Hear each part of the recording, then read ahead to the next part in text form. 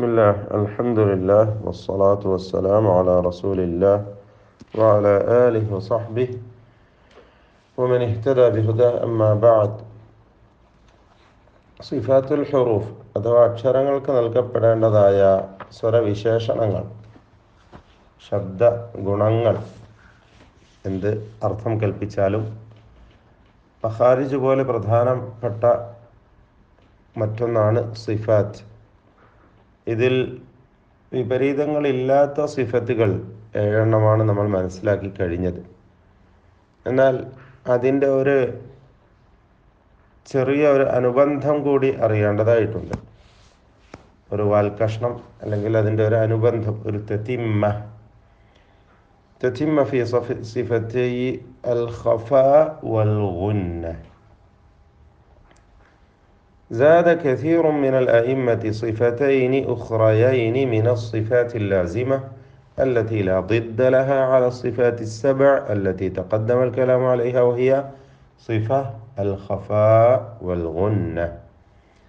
ഈ നേരത്തെ പറഞ്ഞ 7 സിഫാത്തുകളിലേക്ക് പല ഇമാമുമാരും പണ്ഡിതന്മാരും 2 സിഫത്തുകളെ കൂടി ചേർത്ത് പറഞ്ഞതായി കാണാം. അവയാണ് അൽ ഖഫാഉ വൽ ഗുന്ന. ഖഫാ, ഗുന്ന എന്നീ 2 സിഫത്തുകൾ. അമൽ ഖഫാ എന്നതുകൊണ്ട് ഉദ്ദേശിക്കുന്നത് എന്താണ്? വഹുവ ഫിൽ ലുഗത്തി അൽ ഇസ്തിതാർ. ഭാഷയിൽ ഖഫാ എന്ന് പറഞ്ഞാൽ ഇസ്തിതാറാണ്, ഗോപ്യമാവുക, അവ്യക്തമാവുക, ഒളിയുക എന്നൊക്കെ അർത്ഥം. വഫിൽ ഇസ്തിലാഹ്, സാങ്കേതികമായി ഉദ്ദേശിക്കുന്നത് ഖഫാഉ സൗത്തിൽ ഹർഫ്, അക്ഷരത്തിൻ്റെ ശബ്ദം ഗോപ്യമാവലാണ്. വഹുറൂഫുഹു അർബഅ വഹിയ ഹുറൂഫുൽ മദ്ദി الثلاثة المتقدمة غير مرة والهاء. അതായത് അലിഫ്, വാവ്, യ എന്നീ ദീർഘാക്ഷരങ്ങളും ഹാവുമാണ്.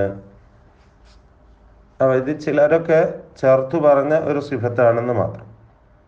ഹാവി എന്ന് പറയാറുണ്ട്. ഹാ, അലിഫ്, വാവ്, യാ. അപ്പം ഇങ്ങനെ ഈ 4 അക്ഷരങ്ങൾക്ക് ലഭിക്കുന്ന അല്ലെങ്കിൽ അവക്ക് നൽകപ്പെടുന്നതായ ഒരു സ്വരവിശേഷണമാണ് ഖഫാ.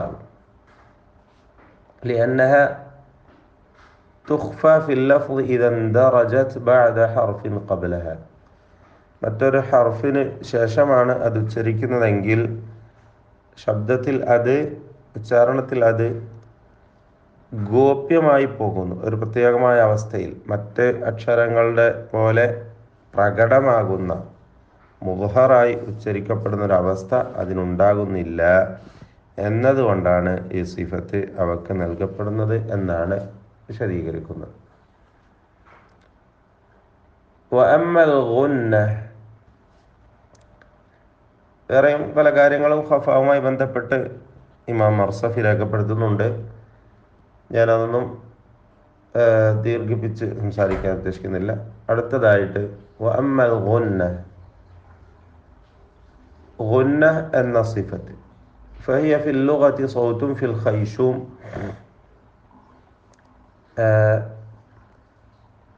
അത് മൂക്കിൻ്റെ ഉൾഭാഗത്ത്, തരിമൂക്കിൽ നിന്നുമുള്ള ഒരു ശബ്ദമാണ് അതുകൊണ്ട് ഉദ്ദേശിക്കുന്നത്.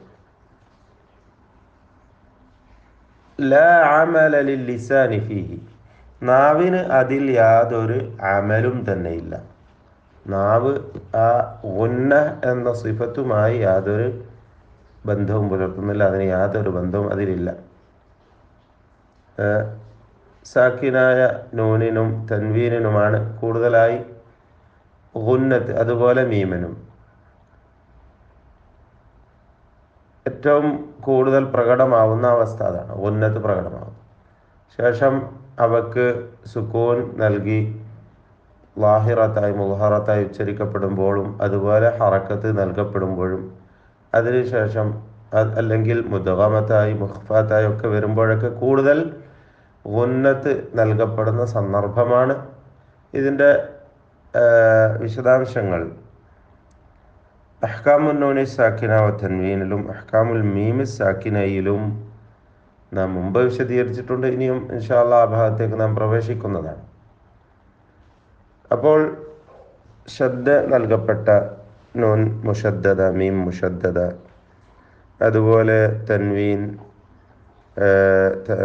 സാക്കിനായ നൂനും തൻവീനും, അവയുടെ വ്യത്യസ്തങ്ങളായ സന്ദർഭങ്ങൾ. ഈ സന്ദർഭങ്ങളിലൊക്കെ ഗുന്നത്ത് കൂടുതൽ പ്രകടമായും എന്നാൽ അത്ര തന്നെ പ്രകടമല്ലാതെയും ഉച്ചരിക്കപ്പെടുന്ന അവസ്ഥയാണ് ഗുന്നത്ത് കൊണ്ട് ഉദ്ദേശിക്കുന്നത്. അതാണ് കൂടുതൽ നമ്മൾ പറഞ്ഞു കഴിഞ്ഞതാണ്. ഇതും ഒരു സിഫത്തായിട്ട് ചില പണ്ഡിതന്മാർ എണ്ണിയിട്ടുണ്ട്. അങ്ങനെ ഗണിക്കുമ്പോൾ